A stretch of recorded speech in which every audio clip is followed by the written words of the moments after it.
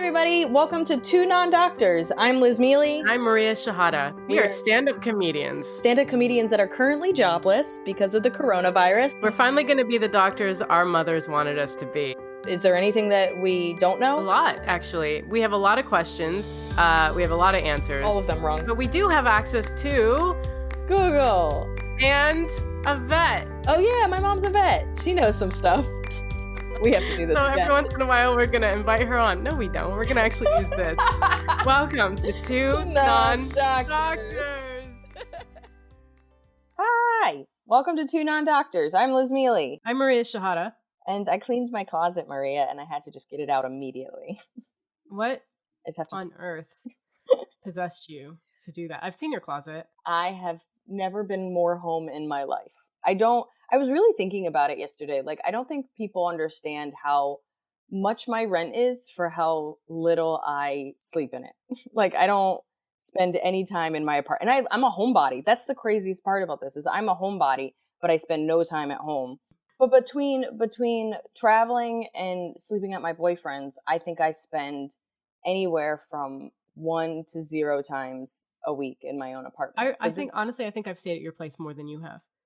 That is not an exaggeration. When you stayed with me for a couple of months, I think even just that alone, I've even told people our friendship, we've spent more time together because I travel than we did when we lived in the same city. I see you way more. It's weird. A couple weeks ago, I moved I've lived in this apartment 5 years, maybe almost 6 years. I moved everything around in my apartment just to feel like I moved. But, moving sucks in New York City. So you just, you move your bed from one side to the other and you're just like, I'm a brand new person. It's a huge thing. I get it.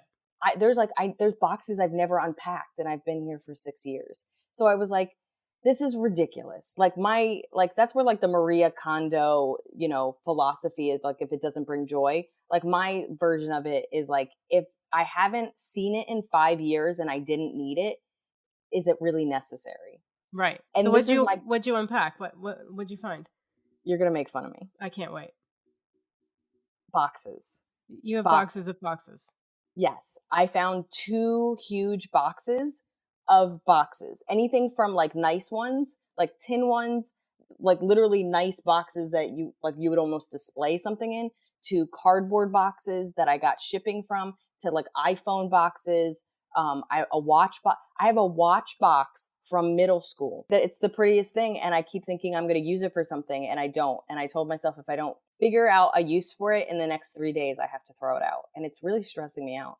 So you're mentally ill? Yes, I am. Do you know what made me kind of even acknowledge my box issue? That was it was either a meme or a video that was just when is a good time to throw out a box? There's never a good time to throw out a box or something like that. Just acknowledging that a good box is hard to get rid of.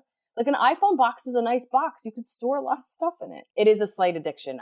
I started buying cigar boxes from flea markets. I know. I've been traveling with you. Fun fact, I hate the smell of cigars and they make me want to vomit. But I love cigar boxes. What is it about it? Is it the way it closes and it kind of goes, or is it, what is it? What is it about cigar boxes? They're well made. They have a little clasp. Sometimes they have a little swingy clasp. This makes me kind of slightly understand ASMR in the sense that there's something very satisfying about certain locks to boxes or clasps. Even certain jewelry, when jewelry has a unique, high functioning, well made clasp, there's an enjoyment of it. There's a certain thing about certain noises. Tennis. I'm terrible at tennis, but I love playing tennis because I love the way the ball sounds when it hits the racket. And people hate playing tennis with me because I won't get it anywhere near them. They're like, what are you even doing? I'm like, it's not about you. I'm making a soundtrack. I threw out at least a box and a half of boxes. And now I have about 7 that I told myself I'm going to find a place for them. They're going to store something. And if they don't, I have to get rid of them. Because you're either a box person or you're not. Yes, I completely agree with that. I'm also a bottle person. I love the Container Store. It's good that I don't have money because I would spend all my money at the Container Store. I love things that hold things. What is that? I don't know if that's a girly thing. I don't know if that's I kind of wish somebody would tell me stereotypically what that is so that I felt. It's about organization. Yeah, I am you know me. I'm an organized queen, but you are, but you're not. I don't know. I am. You're very strange because your room is to my eyeballs is clutter, but to yours it's all in order. Everything has a place. When I stayed in your place for 2 months while you were gone, I put little passport photos of me up, and it was like as soon as you're like, "Hey, how's it?" "What the fuck?" It's like the first thing you noticed, and I was They've like, stayed there "Already?" though. I was Yeah, very, but I they have to didn't say. belong, and you were like Monica. Remember when Chandler yeah, I'm not gonna do this. You saw what you were becoming and you stopped yourself. That Yeah. was beautiful. I'm really proud of you. You're like, nope, nope, I don't want people to see this side of me. Yeah, so that's what I did, and it looks gorgeous, and I have all this room for my boots, because that's the most important thing, is my knee-high boots. They need a place. That's what I did. I needed to share that. I need to share my box addiction. I'm really excited for you. Thank you. Have you done anything that's opened up your eyes to your mental illness? It's weird that you talk about this is my Google, like I'm at my boyfriend's house and things have piled up. We all get Amazon packages daily, maybe 5, 6 times a day. Wow. And we had a pile of boxes that like you couldn't even walk past. And so I took 4 hours the other morning and I cleaned, but I felt great after. Like I swept the floors, I swept in the couches, like I got all the dirt in the couch. And Wow. I just felt good, and I put fresh flowers in the room. It made me feel amazing. And then a flatmate comes downstairs and just sits on the couch and then, like, doesn't acknowledge it, and I'm like, "So, I I cleaned." Nothing. If someone doesn't walk in after I've cleaned, and those videos where like somebody's military mom or dad has been gone and they like show up at their school, that's the kind of response I want when I clean. Thank you. Where Yes. they're like screaming and they're crying and they're hugging and they're like, you got in between the oven and the refrigerator. I just can't. Thank you so much. Like, that's what Yeah. I want. I texted my friend Laura and was like, I sent her a picture because she used to live in the house. And she was like, "Oh my God, that's brilliant. It looks so nice." I was like, "Thank you. That's what I want. I need a girl here. I need someone to understand." Nobody wants to do that work. Even if you do that work, nobody wants to do that work. So the only satisfaction you get is from somebody noticing you did that work. Totally. And well, that and also I sit in the room and I feel amazing. Okay, so what is it called? The rim around your room, crap, it's at the bottom of the floor and it's like raised a little bit from the wall and it collects Yes. dust. Yeah. Like when you vacuum that or you clean that, like as a kid, my dad used to make us like go with like a paper towel and like clean that thing. And I'm like, nobody sees it. And so No. then, I'm cleaning my room more and more. And I'm like, oh, that is satisfying. Like, even though only like, because so much stuff is against the wall, you don't see it much. But like when I do catch it, like I'll catch the eye of a corner and I'll be like, oh, you're clean as fuck. I keep admiring one of the couches because I've vacuumed it and I'm just like, you look amazing. So I Googled like why cleaning a room helps you mentally. And it does because it clears like the clutter is supposed to it stresses you out because you have all the stimulus coming at your face uh and it's a reminder of things that haven't gotten done. Plus, like there's just this you're constantly being stimulated by your stuff. Remember when I said like I loved hotel rooms because there was nothing there, it was pure. It's like I can just get Oh, writing done yeah. because there's nothing in the room. Oh, It helps you interesting. make better food choices. A clean room Ooh. or a clean house, you want to eat clean. It's true. um, I found myself eating like nicer stuff. And, but I wanted to know specifically about the flowers because it just felt good. They smell nice. And I was like, why is it important to have fresh flowers in your home? Or why do people, or what does it benefit? And yes, it smells nice and that's relaxing and it looks nice and that's relaxing. But also they give off oxygen. So the air is actually cleaner and it rids the air of toxins. That's Yeah. interesting because I was talking to my roommates. We were talking about Febreze. And so, like, Febreze, when it came out, like 20 years ago or something, was like new technology. Like it was this revolutionary technology where it didn't cover up smells. It actually pulled the smells out and eliminated the smells. And like it came out and people are like, did not give a shit. They're like, cool, bro. Like, we don't care. But then Yeah. and so their advertising was all like, revolutionary, pull smells out. And nobody gave a shit. And then when they changed the marketing to, it was that last bit thing you did after you clean to like make the room fresh, it was just like that, the last thing you do once you're done cleaning that like is the final touch of cleaning. It Yeah. changed it. Like, that's how Febreze blew up. So even though what makes it great is that it pulls smells out and eliminates smells. Nobody cared. It was the fact that it had this fresh, powdery or flowery, whatever you choose, smell. And I think that's kind of the same thing with flowers in general, is that it's not only just visually bright and beautiful and like this final touch. To me, it's like that the room is clean. You don't see flowers in a cluttered room. A cluttered room is just, I think, symptomatic. Like if Johnny's in a bad place, he wants to be in a fucking messy room. That's like he likes that, And I'm like, well, I'm cleaning because I'm the opposite. I want to get out of that, and so I need to clean to make myself feel better. And then there's that element of control. I had a cousin that lived in New York when I was in college, and she's like, I like buying fresh flowers once a week. It just brightens up the room. And I was like, I don't get it. And then I turned I think it was like early 30s. I was like, oh, I get it now. Like, I was like, am I an adult? I would do anything Yeah. to have fresh flower money. I I I genuinely feel the smaller details I notice in life, the older I'm getting. Yeah, I became a And pillow person like 5 years ago. I never understood people that had more than one pillow, and now I have 7 pillows on my bed. yeah, pillows to me, like I can't, because it's just all the shit I have to throw off the bed before I go to bed and then put back on the bed in the morning. I sleep next to them. I sleep next to them like they're a dead body that I once loved. You s- you said that like that. You paused and you're like, I sleep next to them. I was like, all right, buddy. Yeah, no, it's as I was saying it, I was like, it's pretty creepy. Now that I think about it, I don't touch them. I don't touch them. I just sleep next to them. Sometimes they're completely undisturbed because I also Are they sleep in the like a shape of pasta? yeah. One of them does have a cat on it, so Yeah, I know. Of course it does. yeah, yeah, There yeah. was no doubt in my mind. Okay. We need to move on. I've What was your revealed Google? this might be our most vulnerable episode for me, by the way. Like, Yours, yeah, definitely. yeah, from like boxes to talking my pillows. I'm just like, I feel so like naked right now. Mine is what I always talk about because I am slightly obsessed. Why do my nails hurt after I take off nail polish? First of all, I'm just clearly obsessed with my nails. I like having long nails. They make me feel pretty. I was actually typing the other day because they're really long right now, and they were like click clacking, and I felt so pretty. So I was like typing an email, and I was like click, click, click, click, and I was like, oh my God, I'm so hot right now. Like, That's hilarious.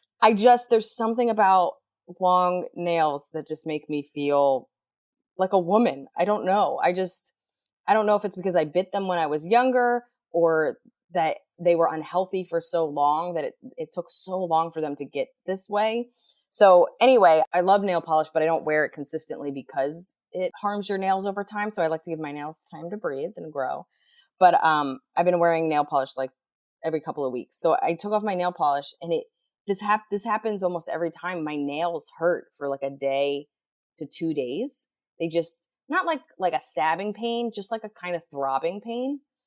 And I just didn't really understand because they look healthy and I don't feel like I've done anything. But then I was like, I guess, acetone is awful for your nails. It's But a this is word that sounds like it is the worst. Like, it sounds like the bubbling bucket of acid in the end of, like, Batman films or something. Like, yes, just yes, some yes, yes. I was thinking Terminator, where like he just starts to like melt, and you're just like, ah, I didn't know, and and some girls just like, if you dip it, it takes the nail polish off right away. Like, yeah, it burns a little bit, but then you can just start over with a fresh color. So this is what it said. It said, when your nails have polish on them, they like kind of curl up slightly. And when you remove the polish, they flatten. So the pain you feel is the nail actually pulling away or up from the area beneath the nail as it flattens out. I almost don't understand that statement, but I kind of do. What the paint does to your nail bed and how it makes it feel, and then when you take it off, I guess going back down, it just doesn't feel good. I guess the push and pull. I thought it was going to be like, bitch, you're ruining your nails, and I was going to get sad, but it didn't say that. So I mean, that's sort of a relief, but what are you doing to your nails that it is coming off of itself? oh yeah, it's not nothing about yeah, my nails are like, dude, we've been under this for a week. What are you doing? Get it Um, off of me. Nothing we do to our nails is healthy, but it's so pretty, and I can't stop. Yeah, it's funny how that you feel really pretty with long nails, and I just don't have that. I like to keep them short, tidy, with like pink or red polish. I don't like to go funny with the colors. I Oh, don't like the going long brighter, nails. the weirder. I want to distract a bird with my nails. Why a bird? I don't know. It just came out. I want them to think it's like a worm or a snake. No, I like very classic short nails. Plus, like I don't like nails in the way when I'm typing and when I'm trying to do things. I can't stand that. Blows my mind. Mind blowing. You blow my mind. All right, you want to get into let's get personal? Yeah, Do you weigh yourself yeah. every day? I mean, I would if I had a scale here. So when I Okay. had a scale, the instinct is there every day. I try not to weigh myself every day, but I didn't have a scale in London. Then I bought a scale, and then I noticed that that scale decided to give me, from a difference of 7 pounds, a different weight, no, depending on where I was standing in the room. So I have no Oh. idea how much I weigh. I have Like if no you put it idea. in the bathroom, you were like 5 pounds heavier, and then you put it in the living room and you're like 3 pounds lighter. Like that Within kind the of same room, in my bedroom, on a flat surface, in one, yeah, it's like it's a difference of 5, 6, 7 pounds. what? But they tell you, like, you're not supposed to weigh yourself, you're supposed to measure yourself. But that's sort of the same because you have to measure yourself at the exact same point every time. And your thigh is a hard thing to measure because your thigh is long. So at what point on your thigh does it, You gotta go and Miss where does your thigh, Maisel, where you fucking measure like 4 different points of your thigh every morning, like a oh, psychopath. yeah. I mean, yeah, but like, yeah, where does my thigh start? I don't know. Because, like, in a difference of just a few inches on my thigh, I could be just a few inches in circumference difference. It's a huge difference. It's dangerous because it can be really disheartening to measure yourself, think you've done well, like food wise and exercise wise, and then like be plus 2 inches, but only because you measured in the wrong spot. So there's no good way for me to tell Why what can't you I'm just doing. why can't you just go by like how your clothes fit or how you look in the mirror? Like why is it something mental that you need the number, or is I it need the number. I need to know I'm making progress. Because I think I fluctuate within 5 pounds all the time. I need to know I'm making progress, and that progress, like, makes me want to do better and do more. but you know it's faulty progress, right? Because like muscle weighs more than fat. So like a lot of times when I start to like lose weight or slim down, I go up a couple of pounds because I'm gaining muscle. So I look better and I fit in my clothes better, but I've actually gained weight because that muscle weighs more than fat. I don't know. I mean, No, that's a fact. Like I know I no, say a I'm not saying it's not a fact, but I'm just lot. saying, like, you still lose weight. You No, still you do, but like we're not big people. So like if you're somebody that's trying to lose 200 pounds, I get that weighing yourself has value, but we're pretty tiny, small people that whenever we try to lose weight, it's between 5 to 10 pounds. The fluctuation is going to be different, and I want numbers, Liz. I, I I want I know you do, particular but numbers to tell me I'm on my way. this is where I really think weighing yourself is like some like 1980s, 1990s bad advice kind of shit. Like the same way that they're like, your diet should be mostly, mostly bread with a little bit of vegetables. So you're like, what?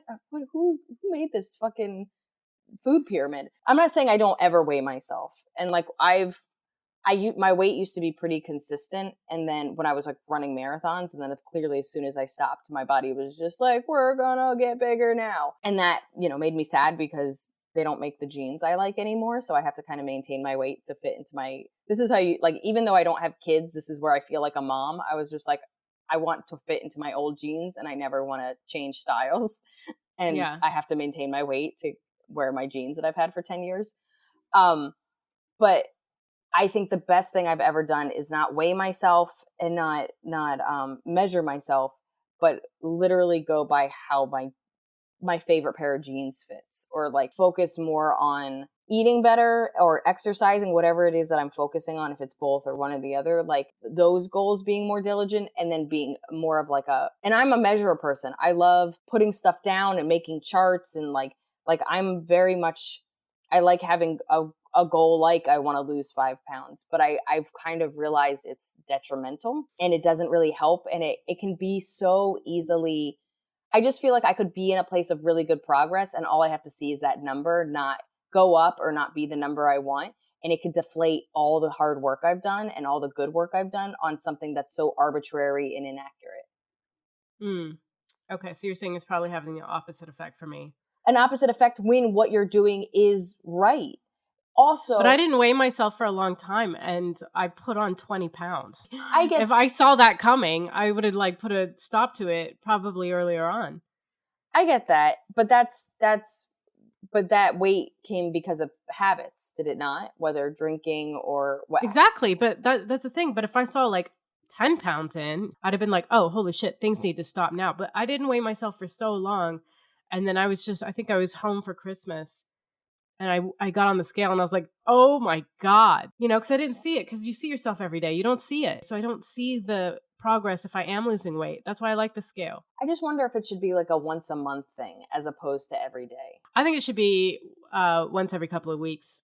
I don't think it should be every day because you're just gonna fluctuate so much, Yeah, like that's water the other weight. thing. Yeah, it fluctuates so much that you're like the fact that like the next day you can be 3 pounds heavier is so infuriating and like upsetting. Like it's a day ruiner. And like when I do weigh myself, it's in the morning. And I know Yeah. I think you're supposed to, if you do it, you're supposed to be consistent. So if you're gonna do morning, it should be every morning. If you're gonna do night, it should always be at night, whatever you decide. But like what a horrible way to start a day. I guess unless you're the perfect size, but like why are you weighing yourself if you're the exact size you want to be? To see that number. Yeah, yeah. Oh, that's great. That's like when I get like a big check in my bank account and it like I see it deposited and then the next day I go to just check on it. Like I go to I visit know, my you just money. look at it and you visit it. I do that. Oh, Yeah, especially like when it like rent is like in a couple of weeks, so it's like the check happens, it's going to be there for a while and I just look at it and I'm like, "Oh, you're there, buddy? Okay. Well, tell the other ones to multiply. I don't know, start having sex with all these other dollars cuz we need more of you." I do think that helps, like, somehow, like, mentally it puts you in this positive state of mind, and it brings more money into your life. Sure. Yeah. Okay. Um, now I'm the vulnerable one. Yeah, you're like, great. I mean, we both just admitted that we visit our money. Should we get into why we're such healthy individuals? Oh, yeah. Okay, so our topic is therapy, which I think we're going to relate in a lot of ways, but I think we also got into therapy in very unique ways. So I kind of want to know what got, like, for me, my family's anti therapy and I was anti therapy. So just even the act of getting into therapy was its own progress. And then, of course, therapy itself is the progress. But I'm very curious to know, like, what was the turning point that got you into therapy? And then how has, like, therapy helped you? And then I think the biggest thing that I hear when people are anti-therapy is they're like, what, I'm just going to tell some stranger my problems? Like, or this person's just going to listen to me talk? Or this person's going to tell me what to do? Like, there's all these misinformation about what therapy is. We don't have to kind of go into exactly all the different types of therapies, but like, what kind of therapy did you get into and how has it helped you and why? Okay. I don't know that therapy has super helped. Um, I didn't stick to it though. Like you've been in it consistently for 8 years or something, but I never stuck to it. And I think it's the kind of thing where it's like you learn something about yourself and you go, oh yeah.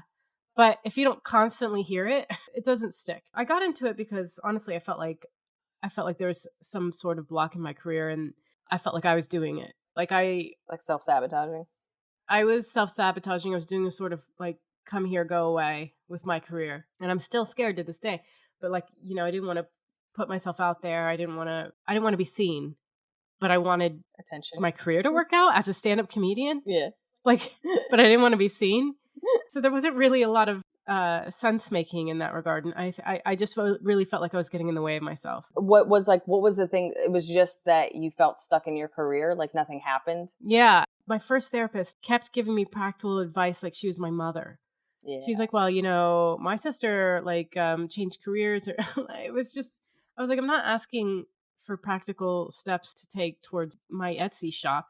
I wanted to figure out why that fear was there. Well, What was blocking me? I think everybody's first therapist, not everybody, but like I've noticed their first therapist sucks because you don't really Really? know. Yeah, my first therapist sucked. In general, I think picking out a therapist is its own feat because like nobody wants to hear this. It's a little bit like dating in the sense that you go, no, I don't think I want to be vulnerable with this person. And then you go to somebody Oh, else and you definitely. go, I can't tell, but something's off. Like there's just something like they're not the worst. We click sometimes, but this isn't right. And then of course you find your therapist and you're like, yes, she's laughing when I'm laughing. She says things that blow my mind. Like, it's a little bit of work, and it's already a scary thing to do, and you're already in a vulnerable place, that's a hard place to do work. It's like almost like if your husband got hit by a car and died and somebody's like, you should start dating. And you're like, what? Why would I do that Right. now? Like, I should heal. But like, that's kind of the state you're in a lot of times when you go to find a therapist. You're in like the worst mental state. And now you have to like look for the person that's going to help you. It seems like a weird, like, I shouldn't be allowed to make this decision. But in some ways, you kind of do. Oh, I never told you about my first experience with therapy. It was when I was having panic attacks in college, Oh, and he was so mean to me. really? I can't remember. I only saw him once, but I remember trying to like open up to him, and he was so unsympathetic and actually a little judgmental. Not even a little. I'm like, is my dad your therapist? But oh, I wish I could remember what he said, but I was so put off by it. And so I never went back, obviously. I think there was a little distrust of therapy for a long time. Oh, of course. And you were what, in high school or college, you said? I was in college. Yeah, I mean, there's a part of me that's like, there's so many bad therapists out there. There's bad doctors. Like, that's what's kind of hard is like, you want to say like certain professions are heroes. We're going around saying firefighters are heroes. And like, with the pandemic, we're like doctors and nurses, but you're like, yeah, of course. So many of them put their lives on the line, and they go to school for a long time, and they're doing the best they can. But there's just bad ones out there that just get to still call themselves doctors when they're actually doing more harm than good. And I know that like other people shouldn't be judged by one bad apple, but it is a little frightening when somebody is so fucking scared to open up and they see a bad therapist, and you're like, cool, that person will never be able to open up again because this person that was supposed to help didn't do their job. Yeah, the last one I had in London, she made sense, but like, I don't know how to explain her. I didn't like her, and I don't think she liked me. So what she said made sense eventually when I like sat back and thought about it. But like the message wasn't getting across because I had to get through this barrier of I don't like you and you don't like me, What you made know? what made you think she didn't like you? It seemed like she had an impatience for me. So I was with my ex at the time, and I would tell her about a situation that would arise with us, which there were plenty of problems, and she seemed to take his side all the time as if I was being a brat. Oh, And you know my ex, yeah. and you know I'm not being a brat. Yeah. So it was really hard because I'm explaining things to her, and I'm just like, it's just almost like in the simplest of terms, she would be like, "So what did you do to make him do that?" Oh, You know wow. what I mean? Yeah. Right, right. So, Which is but like, how was that not like old school? Did you make a bad casserole? Like maybe you made a bad casserole and that's why he threw it. Like, right, you know what I mean? right. This little bit like, well, if you were a better wife, maybe this wouldn't have happened. That's how I felt she was coming at me. So I was like, "Fuck you," but it was free therapy, so Do you feel I like kept therapy going. has But helped you had any breakthroughs or made you realize things you wouldn't have realized on your own? Because like I've always read self-help books. My dad is a self-help book addict. I feel like I've gone through self-help book addict, addictions. Like there is something about self-help that has value and that also is comforting. But my biggest thing, because as somebody that tried to push my dad into therapy for a while, was that there's blind spots that you can only, with self-help, you can only fix what you're aware of and that you're willing to be open about, as opposed to therapy or even just having a close friend that you trust. Somebody outside of you can hold a mirror to you and go, hey, well, you're not seeing this puzzle piece. You're not seeing this part. Like this is happening because this is happening and you're not acknowledging this other thing. she did say one thing that made me realize, like, the way I deal with conflict, I tend to avoid it. I'm sort of a run type of person. Because we were talking about like my childhood, and like when my dad was angry, she was like, "What would you do if your dad came home angry?" I'd be like, "Well, I would just stay in my room." Well, why didn't you talk to your dad and find out why he's angry? And I'm like, "What are you, insane?" You know, why would I do that? He's in a bad mood. He comes home in a bad mood. He opens the mail. It's in a bad mood. I'm not going to be like, "Hey, dad, talk to me about why you're in a bad mood." Yeah, I know Like, I'm 9, but let me hear about your adult problems. but I've carried this way of dealing with conflict throughout my adult life, of just running from conflict rather than talking to people about things Of course, I'm just and confronting the people, same and way. that is a flaw, huh? No, I've always been the same way. Like I just, one of the biggest aha moments I've had from therapy is that you build these coping mechanisms that help you when you're younger. You know what I mean? Like whether it's because you're being bullied at school or because things aren't well at home or what have you, you build up mechanisms to get through life and to protect yourself. Then you get thrown into the real world where you might not have those issues anymore, but you keep doing that defense mechanism because it's always worked for you. And your brain goes, well, it worked before. Why wouldn't I keep applying the same tactic? So like my analogy is always that like you had a wood burning furnace when you were younger to keep warm. So it makes sense to chop down wood, collect it, bring it inside, and then feed it to the furnace. But now you live in a building with central heating. Why are you chopping down wood? You're wasting your energy with these habits that you no longer need. Yes, you needed it 20 years ago, but you don't need them now. They're not helping you now. It's just a waste of time and Right. energy. So it's just like a matter of being able to see those habits and then trying to stop them. Absolutely. And like that's so fucking hard. Like that's the biggest thing is like acknowledge like the breakdown of breaking a habit is from acknowledging that there's a problem in general. You might not even know what exactly the problem is, just there is a problem.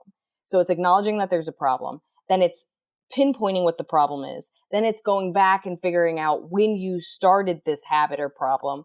Then it's being aware of it. So you keep doing it, but now you're angry that you're doing it because you see yourself doing this bad habit. Then it's the process of stopping yourself in the middle of it or right before you do it. And then eventually it's not doing it at all. That for me, that whole process for certain habits took 3 years. Yeah, and I'm barely recognizing the problems. I'm like, because I still have this fear about like putting myself out there. I still have anxiety that comes up. Like I don't know, whatever. But I'm just saying, like at least I recognize what I was doing. If anything, I got out of all the therapy. I recognize that I was at least. But I think I recognized it going in. I don't know. I didn't get anything out of therapy. Really? You really don't feel like all the different people you went to helped at any point? If anybody helped the most, it was the one here in London. Yeah. But yeah, she helped me see a couple things. But as far as my career goes, I still feel like I'm sabotaging. As somebody that's like seen your career for 15 years, I mean, I can see some of the habits because I relate to them. But I think you've made more and more progress. I think in some ways you expect to go to therapy, acknowledge it, and then because you acknowledged it, everything's just going to work out in your career. When really you're just taking the bumpers off and giving yourself the ability to succeed more, as opposed to before you kept hitting these sides and not really allowing yourself even the opportunity. So I think what's hard is that like if you were in a more straightforward career, just by stopping the self-sabotage, you would fluctuate forward really fast. But just show business in general, just because you stop self-sabotaging yourself doesn't mean that that Hollywood's going to open up and be like, welcome, you did it. Yeah, You totally. you figured out the riddle. So it's like, I think what's hard is that even with, That'd be awesome if it oh did, God, though. it would be so nice. But even though you got rid of maybe some of your emotional blockages to self-sabotaging, this career is so bullshit and hard and ridiculous and relentless that it feels like you didn't really get much from it. Because I've seen progress in you. Well, that's And good. that's also the hard thing too, is that I think as a society, we're obsessed with tangible physical results. The same way we talk about weighing ourselves. If I wanted to lose 5 pounds and I don't lose 5 pounds, everything was for nothing. When really like your organs could be functioning better, you could be having better skin and just feeling like internally better. People could see something in you that makes them feel like you're happier or better, but we're like, no, I'm still 5 pounds heavier. So I think the same thing could go with growing mentally, which is that you'd be like, well, I don't have a boyfriend, or I'm not living in a home, or I don't have my dream job, so it's not working. When really people are like, actually, all these other things are lining up in a way that wouldn't have lined up before. Or I see you're handling conflict better than you ever have. Or I don't feel scared to tell you that you hurt my feelings like I did 10 years ago. Like, it's funny, you reminded me that I did see a therapist when I was in high school. Like, I always say that I started seeing a therapist when I was 25, but that's actually not true. I was like kind of suicidal. Kind of. I was suicidal. I don't know why I put the kind of there. I was very, very depressed and suicidal in high school, and I made threats, and I was put in therapy. And this is one of my original jokes when I was 16 years old and I first started doing stand up. I remember this so clearly. I went for a walk with my dad after things were kind of like serious and like my school got involved. And my dad was like, I think you need to talk to somebody. So, your choices are you could talk to me every day or you could see a therapist. And I was like, therapist. I was like, Jesus Christ. Thanks for Yeah, offering. great suggestion. I don't know if that was like a money-saving suggestion, but we're going therapist. And I think I saw her maybe 3 times. This is the hard thing, is that like the school was like, she needs to talk to somebody. And my dad was like, okay, she needs to talk to somebody. But like, if your parents say every time that they don't believe in therapy and then you start to see a therapist, you're not going to magically be like, my parents don't believe in it, but I believe in it. So like, I didn't believe in it. I was very depressed. I didn't see a point. I had almost no friends and no ability to even open up on a basic level, let alone a vulnerable level. And I couldn't do it. And my parents didn't really pressure me after a couple of sessions to do it. So I just continued to be the shut down, sad self I was, just slightly less suicidal. Honestly, if I'm being like, it's that cheesy, like comedy saved me, but comedy saved me. Like discovering stand-up, writing stand-up, showing my friends my stand-up, and then actually performing stand-up and having these goals of getting on stage and getting better changed my life and changed my perspective and really gave me something to kind of live for and feel better about and feel less depressed about. And that was kind of a mental turning point, was just having something I liked and cared about, because I didn't have that. And then I continued to be my sad, shut down self, just intermittently, you know. And when I was 25, my boyfriend at the time, who was literally my most, like, I would say I had technically boyfriends before, but like they lasted 3 months and they called themselves my boyfriend, but it wasn't real. He was the first guy that like dated for 3 years, we ended up living together not very long. He talked about getting married and stuff like that. It was like a real relationship. And within a week, my best friend from high school and him had both sat me down in different parts and was like, you're not okay. Like, you're not okay. And I'm worried. And I felt crazy, but when anybody tried to bring up the fact that I might be crazy, I flipped out at them. I was like, it was like, I don't know. I don't even know if I have an analogy for it. Like, I was so scared that there might be something wrong with me that when people brought up that there might be something wrong with me, my biggest fears were coming true. Oh, yeah. It's like how I feel when people try to talk to me about money. I have a short fuse when it comes to talking about money. Yeah, because it's if you know there's an issue there, you know it has real consequences, but right now it feels hopeless / unattainable to fix it. So what's the point of talking about it? Yeah. And that's kind of how I felt about my mental health. I know there's a problem. I have there's so much mental illness in my family. It's like, let's put it this way. I did a podcast. It didn't come out yet, but a friend of mine has a podcast called Why Not to Kill Yourself. And you have to do a little pre-interview and they ask a bunch of questions. And one of the questions is like, have you ever had suicidal thoughts or attempted suicide? And I've really never talked about that stuff. And it was the first time probably in like 10 years I really sat down and thought about it. And so I gave a little bit of my family history and a little bit of my kind of suicidal thoughts history. And I was like, oh, fuck. Like, this is a fucked up family. And this is a fucked up history. And you know about it and friends know about it. But I'm not exaggerating. Until I was 25, I think 4 people knew about it. It was like this deep, dark secret about my family history. I was ashamed of it. I was scared of it. And I believed I was going to lose my mind at any moment. And I wasn't going to know that it was happening and that I was going to lose like everything, like anything I worked for in comedy, my friends, whatever. It wasn't until, and I was really depressed and really sad and just on like, I was always blowing up at people. I had really bad mood swings and I didn't like myself. Like, I don't think I could have said I don't like myself, but now I can look back and be like, oh, I absolutely didn't like myself.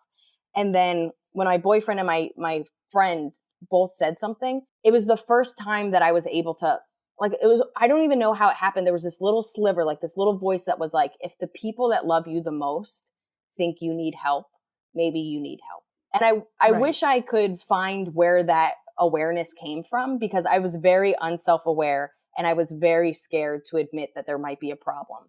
But it was I think it was because my boyfriend was extremely loving, and I feel very fortunate that he was as loving as he was throughout our relationship. And at that moment, he was extremely forgiving. He was very mature and he was very loving. So I was like, okay, if this person loves me and says it, and the same I would say with my friend Amanda, who said it too. They were both consistent people in my life that were loving, and they didn't threaten me, and they didn't say it made them love me any less. They just said, you seem not okay, and it's going outside of our bounds as boyfriend and friend. And so I saw a therapist when I was 25, and she wasn't good.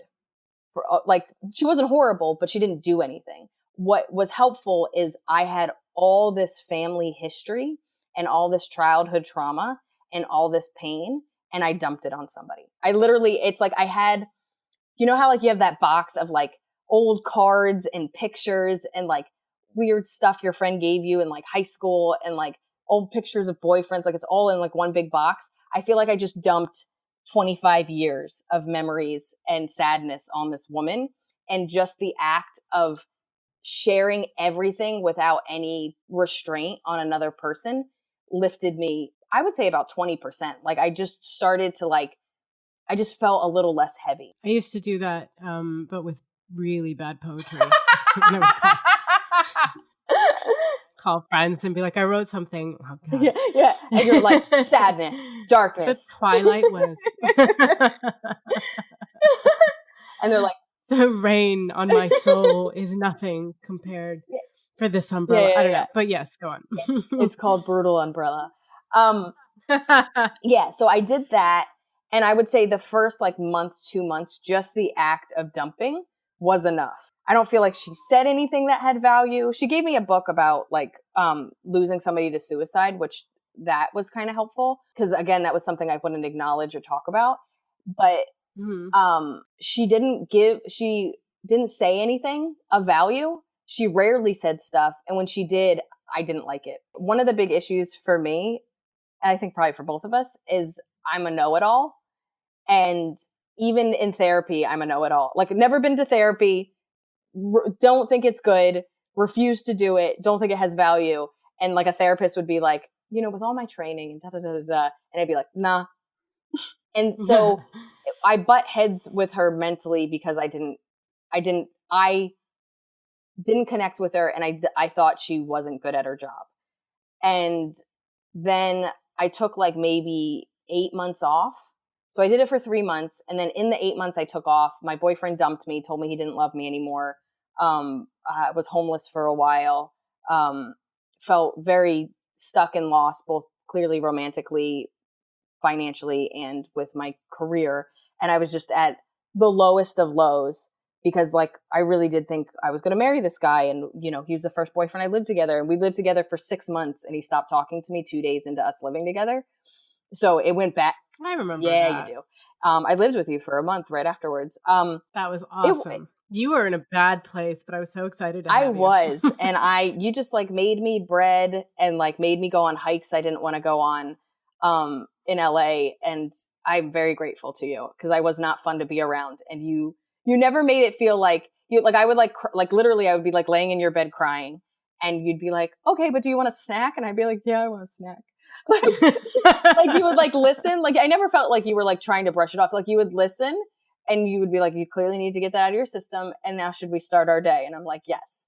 Like I just felt like every day we started with Liz crying about her life. What I remember so clearly, talk about vulnerable memories. There was a guy in that month that had a crush on me. Oh yeah. Very cute. Oh God, I love very this cute story. Guy, very nice guy. And he had a crush on me, but he was a comedian. He was unwatchable. Absolutely unwatchable. Very, again, so sweet, very nice, like a level of unwatchable that just upset me. And you kept being like, he likes you. And I was like, that's nice. And you'd be like, but he likes you. And I'd be like, that's nice. And then we were watching him do stand up and I started crying. Do you remember that? Yeah, of course I do. It was the funniest moment ever because you sort of like you would indulge, you would talk to him. Like you weren't like super excited, but you were kind of like tentatively, and you hadn't seen a stand up yet at this point. Yes. I don't think I did. So I was like, oh, this is nice. He's a nice guy, you know, like, and you're like, yeah, you know, but you were just coming out of a breakup. So I didn't expect you to be, ooh, who's this? But you were like giving him a shot, and he was cute and he was nice to you and he did like you a lot. And then we're sitting in the back of the room. He goes up on stage and he's so bad that you just burst into tears in the back of the room. But like truly like I just got dumped tears. Like I was so, it was so heartbreaking because like, I guess I was trying to see like a sign that maybe I was being reserved, like I was being stupid for not indulging in this guy, like not giving this guy a real chance. And I saw his stand up and I was like, I'm going to be alone forever. Like I was just like, well, and it also makes you miss, oh, because your last guy was a he stand-up, was and like hilarious. he was He was funny. hilarious both on and off stage. And that's, you know, with this guy, he was nice, but he didn't make me laugh off stage. So then I thought maybe he'll make me laugh on stage, and that was worse. And I was heartbroken, and then it just made me feel like I was going to be alone forever. Like I was never going to find somebody that made me laugh or I felt connected to, or and we've all been there. Like after a breakup, you think like that was the person and they're gone and everyone else in the world is shit. And here's an example of that. Yeah. I was like, these are the ones that like me? I was so upset. I understood you so wholeheartedly though. Like I got it. I wasn't like you started crying and I was like, what the fuck? I was like, yeah, I get almost feel like you took me out like in a FEMA blanket and was like, we got to get her home. Yeah. Like she's lost everything and we need to get her home immediately. Dude, I can see the bar too, God. Like that upstairs room. Like that was such a strong memory, such a strong, sad memory. But really what happened is I fell into a deep, deep, deep depression. Was a different level of not okay than I was when I was dating somebody. And my friend Nitika was like, my therapist is amazing. When you're ready, let me know. And I kept being like, no, therapy's stupid. Therapy's dumb. And I hit such a rock bottom. Like I was babysitting a kid. I watched this kid for years, and I was babysitting a kid, and I don't know why, but buses made me cry. And I would pick this kid up from school. We would get on a bus and I would start crying on the bus. And like, then I would take him to tennis and I would watch him play tennis and I'd be fine. And then we would get on the bus to go home and I would start crying again. I was crying every day, all day, but mostly in moving vehicles. Like the subway would make me cry. Like anytime I had just like. I do the same. I don't what know is what that is, but I don't know. But like there's something about being on a subway. Is it just that you're alone and you're not talking to anyone, or what is it? Because I cry on subways all the time. Dude, it is. It's subways and buses and like in the back of cars. Like I just. Yeah. Oh, do you know how many backs of cabs I've cried in? So many. I don't know what that is in the sense of like, maybe I felt alone during transportation as a child, or the fact that movement, I feel like this needs to be like its own topic. Like the fact that movement itself, because like, you know how like movement puts you asleep? Like if you want your kids asleep, you put them in a car seat and you go for a drive. It's like oddly comforting, and the comforting makes you open up and cry. I don't know what it is, but I was watching this kid and I would try to hide my tears from this kid. There was a couple times he's like, are you okay? And I was like, the pollen. It was winter. I was like, the pollen. Like just giving this kid bad like tree science. So when he grows up to have a girlfriend and she starts crying, he's like, oh, yeah, you're like, oh man, the pollen this year must be crazy. She's like, no, you're a horrible boyfriend. So I hit a real bottom. I finally asked my friend and she recommended her therapist, and I've been seeing her for 8 years. She has changed my life. So there's two things. I would say that breakup, it was a horrible breakup for too many reasons. But that breakup was so bad and so hard. It changed my life, and it was painful, and I never want to go through something like that again. But that I needed to hit some kind of emotional rock bottom to get help. And it's the best thing that's ever happened to me. Like that breakup, I feel like a shadow of the person I was when I was 25. And I feel I went into therapy not realizing how much I hated myself, not realizing how unhappy I was, and not realizing how many emotional self-sabotaging habits I had in friendships and in relationships and just in connecting with anybody. There were things that my ex-boyfriend at the time, tried to tell me, like very lovingly tried to tell me, like, you do this and it hurts us. You do this and it hurts you. And I wouldn't listen because I couldn't hear anything negative about myself because I felt like he was attacking me. And then I got into therapy and my therapist was pretty much saying the same thing my ex had been saying. And I was ready to acknowledge it. And I remember I blocked him because there was a lot of toxicity at the end. And we got coffee maybe 4 years later. And I apologized to him. Like, he apologized to me because there was shit that he did, but I apologized to him where I was like, you tried to help me not be as toxic as I was, and I didn't listen.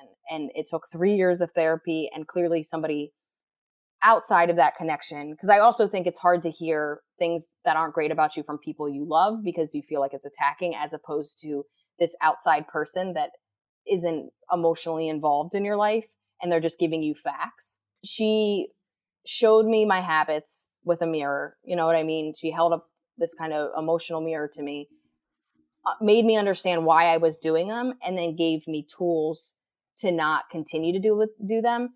And like I said, it was I must have cried in her office every single session for 2 to 3 years.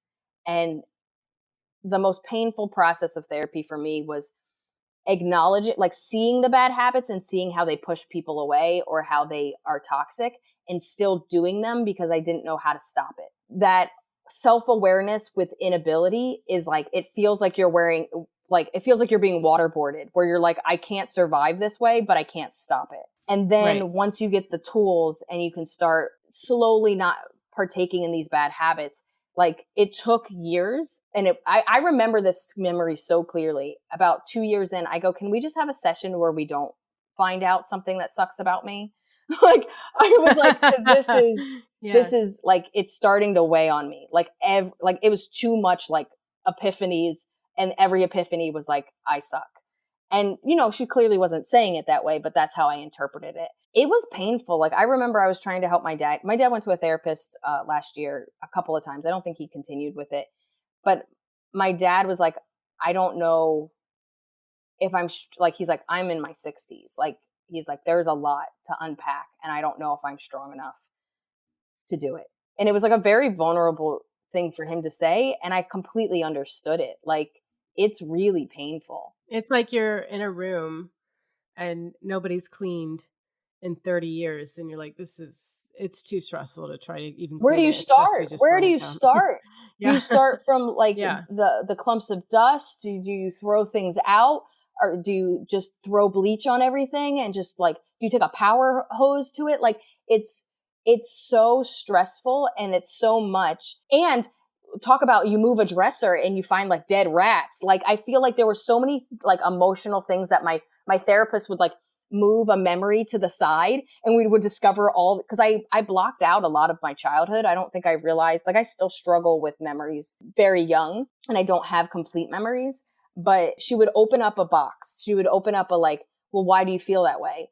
And she would ask a question, and I would tell a memory. And then she was like, why do you think you react that way? And I would start to, like, either in that session or, like, throughout the week until the next session, think about it. And then it would be, like, truly like a box of dead rats, where you're like, why did I save this? I can see Yeah. why I didn't bury it, but I don't also know why I kept it over here. And it would be like, You mean you found a box full of boxes? Yes. I love your brain so much. Aw. See, I guess I wanted to share both perspectives, where, like, I think it's in my mind, when I hear your story, I think you didn't have the right therapist, and it's really hard to get the right therapist, and it takes work. But, like, my therapist unlocked something. Like, I get emotional thinking about it. Like, she saved me in a lot of ways. And, like, you were my friend before therapy, and I give a lot of credits to my friends before therapy, because I was a lot. Like, I was very chaotic. And I'm not saying, look, I'm cured. I mean, you still deal with a lot of my bad habits, and I'm very grateful for it, because I'm easily overwhelmed and I get very flustered. And you've seen me go from nice Liz to I will murder your family Liz. I really don't you're probably the easiest person for me to get along with. So I don't know if that makes me crazy too, A but little, yeah. um Um, the only thing I remember about you pre-therapy was that I made you a Portuguese kale soup and you hated me for introducing you to kale. And that's my only memory. but I would like to know, if therapy has helped you. Maybe even if you haven't gone to therapy, what you're scared about, because that might be helpful to kind of talk about, like, the misconceptions of what therapy is. We are on Yeah, we're on Patreon. Patreon. What else do we have? You can email us at 2nondoctors, full word doctors. We are on all social media at 2nondoctors. For Instagram, though, it's 2nondrs. You should subscribe. Why aren't you subscribing? Subscribe to us. If you listen to us on iTunes and Stitcher, please rate and review us. That helps us out a lot. Thank you so much, guys. I hope you liked this Yay. episode. That was fun. Bye. Bye.